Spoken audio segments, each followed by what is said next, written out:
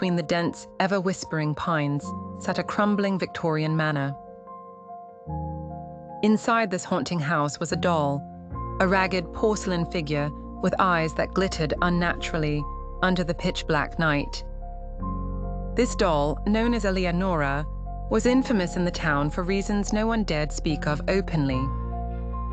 Lydia, an antique enthusiast, arrived in Blackthorn after her curiosity was piqued by tales of the cursed doll.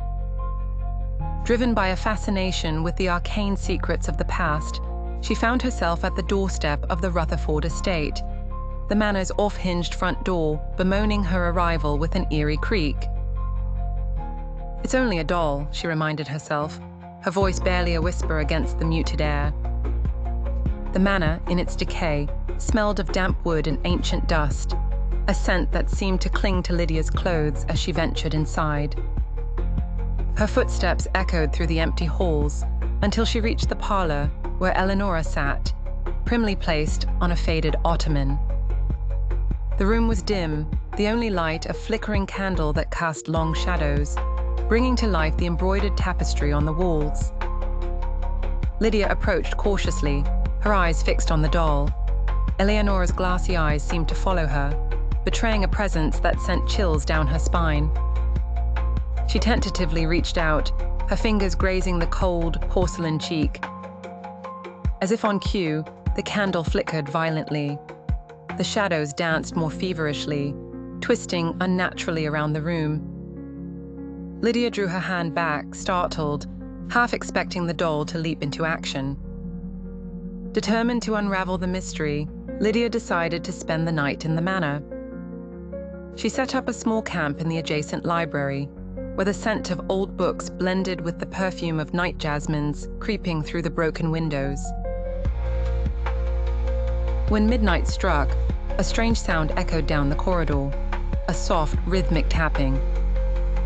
Lydia, clutching her flashlight, followed the noise. Her heart pounded in her chest, each beat a drum that matched her growing sense of dread. The tapping led her back to the parlor. Her flashlight beam caught the ottoman empty. Eleonora was gone. Panic set in as she scanned the room, only to find the doll had moved to a chair by the window, its head turned slightly as if gazing outside. Startled, Lydia darted forward, hoping for some rational explanation. Yet, when she approached, the chair was vacant. A chill crept over her skin. The doll was now seated at the grand piano, its lace dress untouched by dust. Whispers seemed to seep from the walls, faintly at first, then growing in intensity. "Leave! Leave!" they urged. Trembling, Lydia tried to compose herself. Realizing the danger, she decided to leave the manor at first light. As she turned to gather her belongings, she stopped cold. A hissing, unnerving laugh filled the room.